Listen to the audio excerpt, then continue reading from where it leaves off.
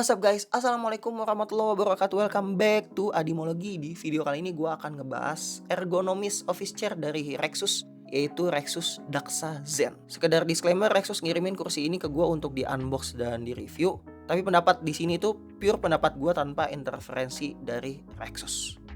Yes, ini kursi Rexus yang punya label Daxa, yang artinya kursi ini bakalan lebih premium dibandingin kursi yang sebelumnya udah pernah dirilis, yaitu kursi NC1 dan NC1 Max yang dirilis sekitar setahunan lalu dengan harga yang under 2 juta rupiah. Karena kursi ini premium, kursi ini harganya 3.500.000 rupiah untuk warna hitam, merah, hijau, biru kalau nggak salah, dan 3.600.000 untuk yang warna grey. Dan ini adalah harga ketika launching, tapi nanti setelah launching seminggu kemudian harganya naik jadi 3.750 untuk warna non grey dan 3.850 untuk yang warnanya grey. Jadi kalau misalnya kalian nonton video ini dan baru launching, kalian bisa beli langsung supaya harganya belum naik 250.000. Oke, tanpa berlama-lama gue akan bahas setiap part dari kursi Rexus Daxa Zen ini, dimulai dari yang paling bawah sampai yang paling atas. Dan pertama-tama tentunya adalah bagian caster atau roda. Roda dari kursi Daxa Zen ini menggunakan bahan hard plastik, mungkin hard PU yang ujungnya itu masih ada gripnya gitu. Jadi kalau misalnya kalian pakai di bahan-bahan keramik itu masih bisa ngegrip. Dan ukurannya ini adalah 6 cm.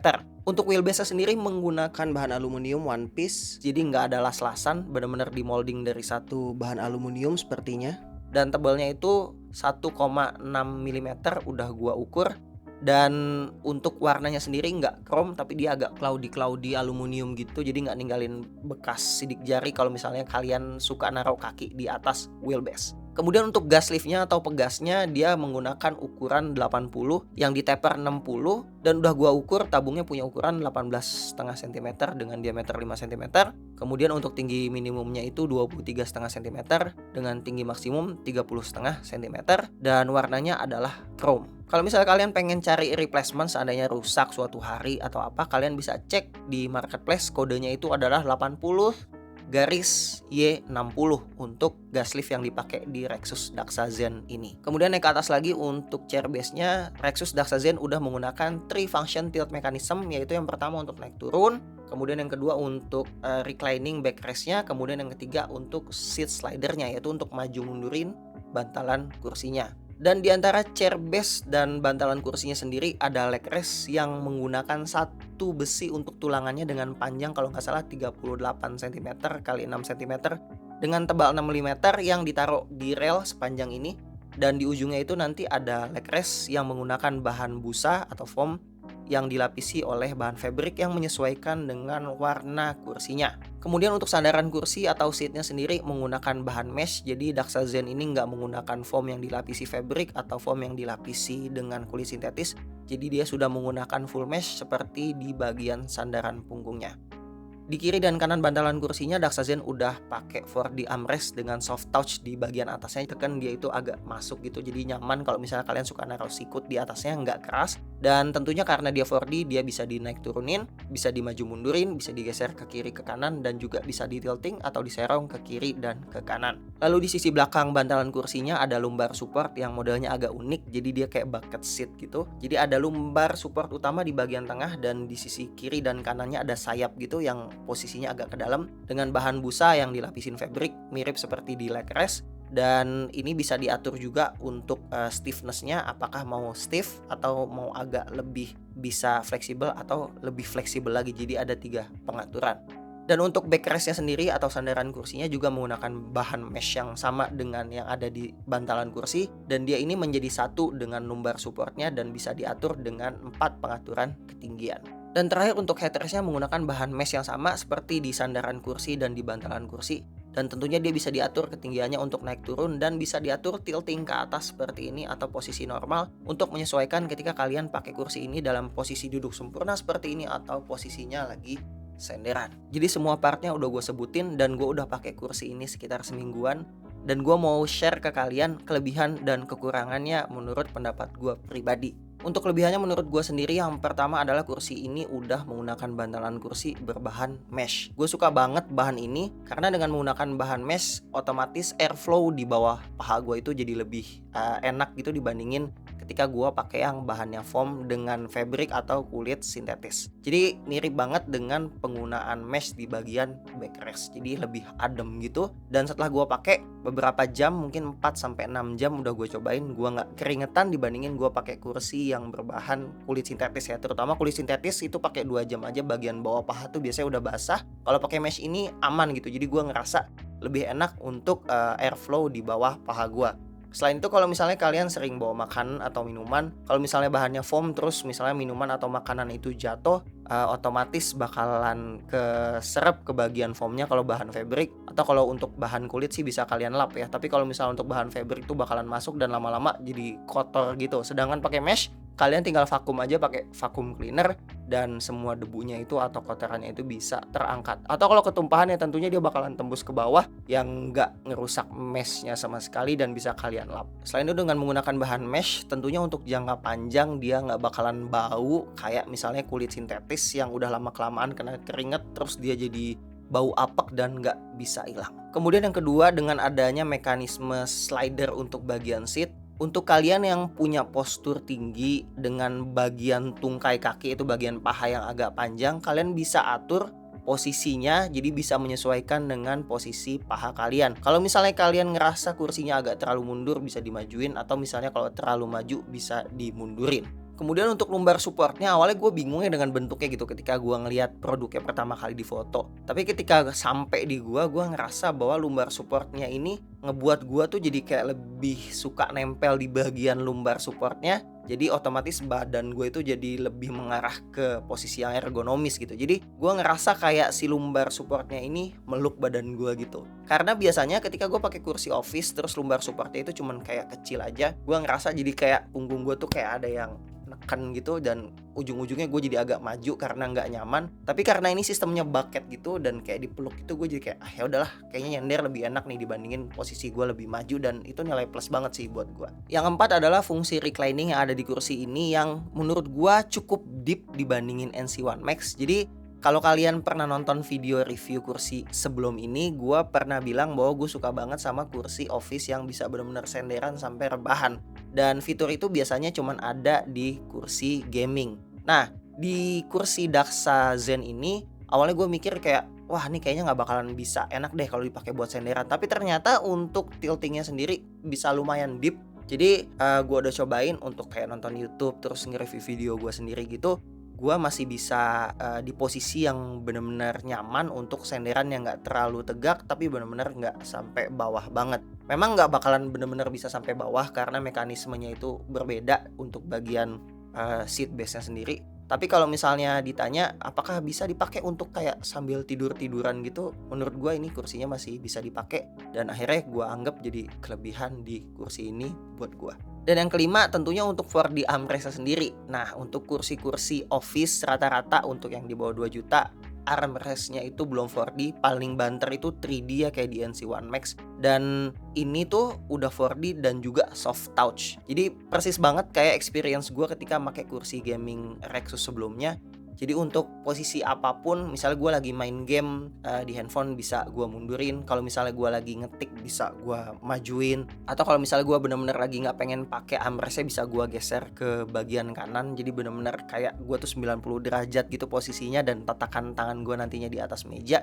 Dan ini tuh enak banget dibandingin cuman pakai yang 2D atau 3D, apalagi yang bahan atasnya itu keras. Jadi memang kayak ini tuh fusion antara kursi gaming ke kursi office. Jadi menurut gua untuk 4D armrestnya ini enak banget. Dan untuk kekurangannya, masalah utama di kursi ini lagi-lagi adalah gas lift.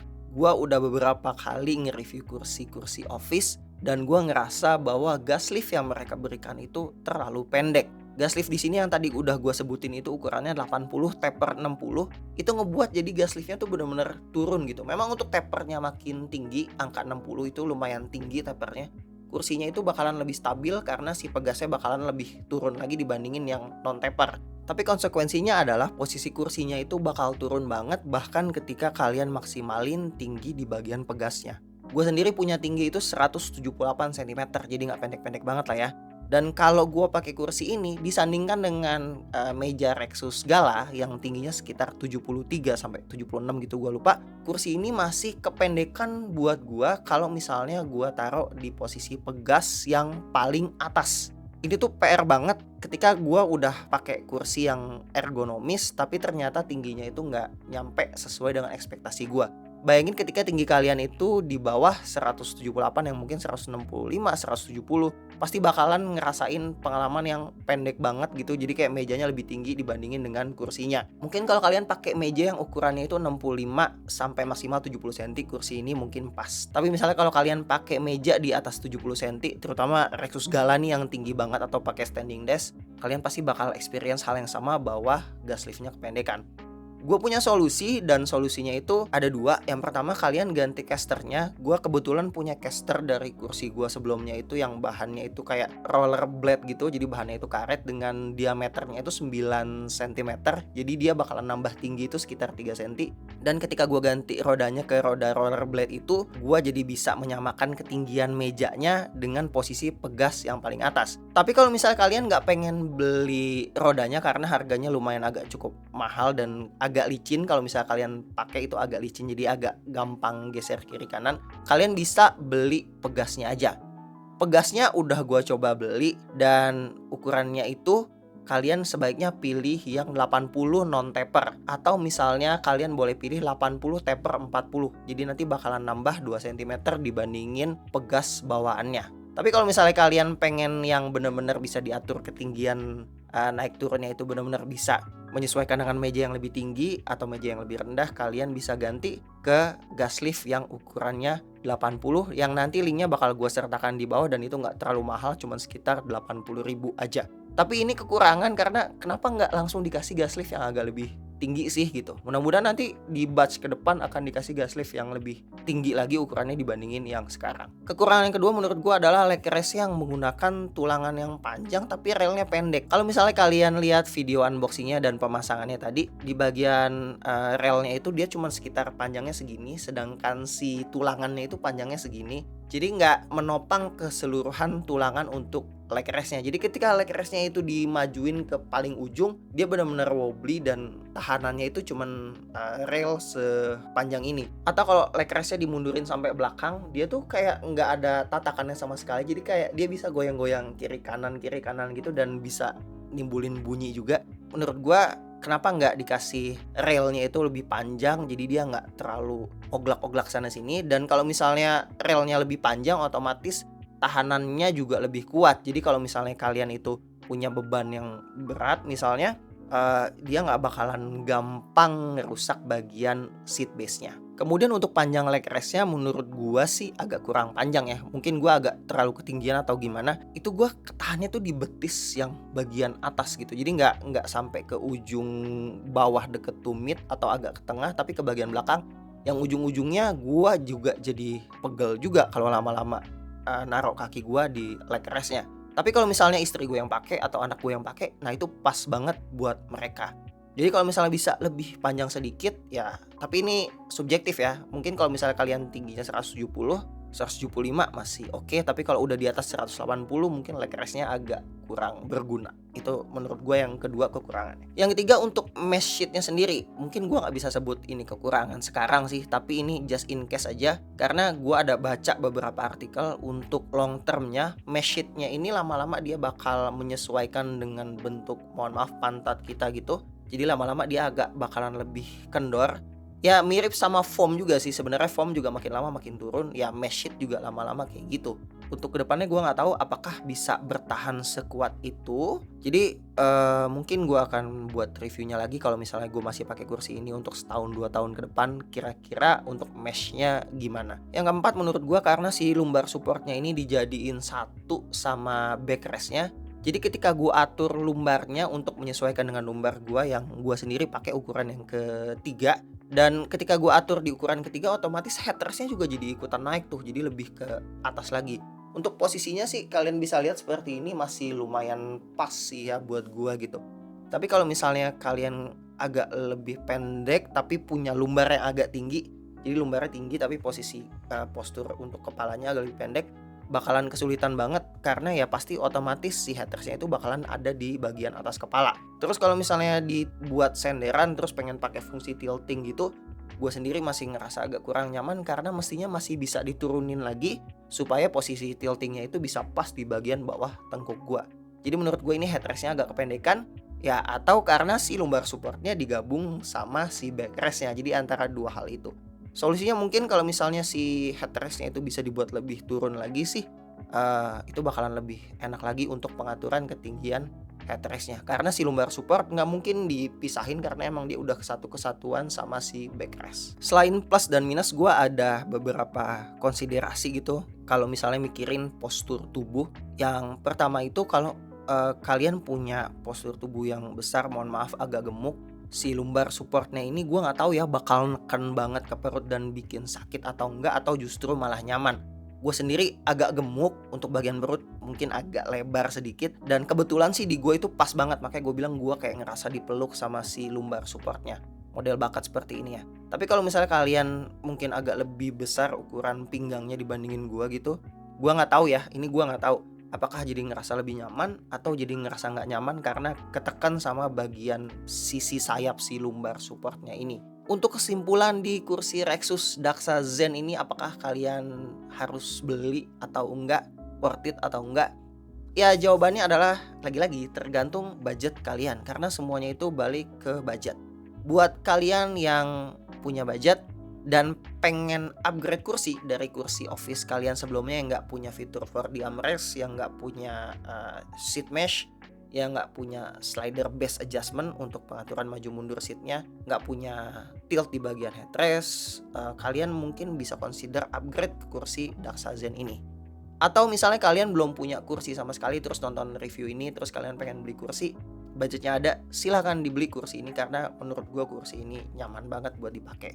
Atau kalian pengen ganti dari kursi gaming kalian yang udah lama terus bagian bawahnya itu udah bau-bau nggak enak gitu, terus atau udah kulit sintetisnya udah kayak kelupas-kelupas gitu, terus budgetnya ada, lagi-lagi bisa ganti ke kursi ini karena kursi office seperti ini jauh lebih nyaman dibandingin kursi gaming kalian. Ya walaupun kesannya kayak memakan kursi-kursi gaming Daxa dan Rexus juga ya, cuman gue sendiri sekarang lebih prefer pakai kursi office chair dengan fitur-fitur yang seperti ini karena secara ergonomis lebih baik ke kesehatan punggung, pinggang, dan leher gue. Tapi kalau misalnya seandainya kalian nggak ada budgetnya atau budgetnya kurang, terus punya kursi office juga, kalau kalian ngerasa nggak nyaman sama kursi itu, karena ergonomi setiap kursi itu pasti beda-beda karena postur orang juga beda-beda, dan kalau mau punya kursi yang bisa menyesuaikan dengan postur pasti harganya jauh lebih mahal, bisa 15 juta, 20 juta kayak Herman Miller gitu yang pengaturan mekanismenya tuh jauh lebih banyak, bisa 5-6 pengaturan. Kalian bisa jual kursi lama kalian terus nabung beli yang ini. Atau kalau misalnya kalian budgetnya agak kurang, kalian bisa upgrade ke misalnya kursi NC1 Max yang menurut gue udah sweet spot. Atau misalnya kalian, atau misalnya kalian punya budget minimal banget tapi pengen punya kursi office, kalian bisa langsung ke NC1 aja. Jadi menurut gue itu relatif balik ke budget, karena gue bisa ngomong gampang kayak gini karena jujur aja gue dikirimin kursi sama Rexus untuk dicobain seperti ini. Ya gue kan gak ngeluarin duit apa-apa, jadi kalau menurut gue nyaman karena gue gak mikirin oh harganya segini ya. Jadi itu semua dibalikin ke budget kalian. Tapi kalau budgetnya ada, saran gue bagus banget kursi ini untuk dibeli. Gue ngerasa nyaman, gue sendiri udah pakai semingguan buat main game, buat ngedit, buat nonton, buat nyantai macam-macam, nyobain tiduran juga. Gue ngerasa kursi ini nyaman buat gue sendiri. Jadi mungkin ini juga bisa nyaman buat kalian. Karena kalau misalnya kalian sering duduk di atas kursi mungkin sehari itu 6 jam, 8 jam, kalian ngedit atau kalian programming atau kalian kuliah atau kalian pokoknya di atas kursi itu mungkin lebih dari 4 jam setiap hari, kalian perlu consider ngeluarin budget yang agak lebih untuk ngejaga kesehatan kalian di masa depan. Karena mungkin untuk sekarang kalian cuma ngerasa pegel, leher nggak enak atau apa, tapi setelah sekian tahun ujung-ujungnya postur kalian bakalan melengkung, bungkuk seperti ini. Atau kalian bakal nge-trigger penyakit-penyakit lain yang berhubungan dengan spine, dengan tulang belakang, dengan leher. Dan bisa juga kalian jadi sering pusing atau skoliosis miring atau apa lainnya sebagainya, semuanya yang berhubungan dengan penyakit bagian tulang dan syaraf. Ya gue bukan nakut-nakutin, tapi memang kalau misalnya kalian nyari duitnya di situ, kalau bisa equipmentnya dibagusin di bagian yang bisa nambahin benefit di kesehatan kalian, karena kesehatan itu penting. Dan kalau udah sampai sakit, pegal, harus dipijit, fisioterapi dan lain-lain, ya otomatis harganya jadi lebih mahal dibandingin harga kursinya. Kalau kalian sering duduk di atas kursi, ya kalau kalian sering berdiri standing desk ya nggak usah beli kursi juga, nggak masalah juga. Pakai kursi bakso kalau cuman ngedit 10 menit 5 menit juga nggak masalah. Tapi ini untuk kasus yang kalian tuh bakalan sering duduk di atas kursi selama berjam-jam setiap hari, seminggu, sebulan, dan seterusnya. Dari gue itu aja. Thank you for watching. Thank you Rexus for sending me this chair. Thank you buat kalian yang udah subscribe. Kalau belum subscribe, consider subscribing. And see you on the next video. Assalamualaikum warahmatullahi wabarakatuh.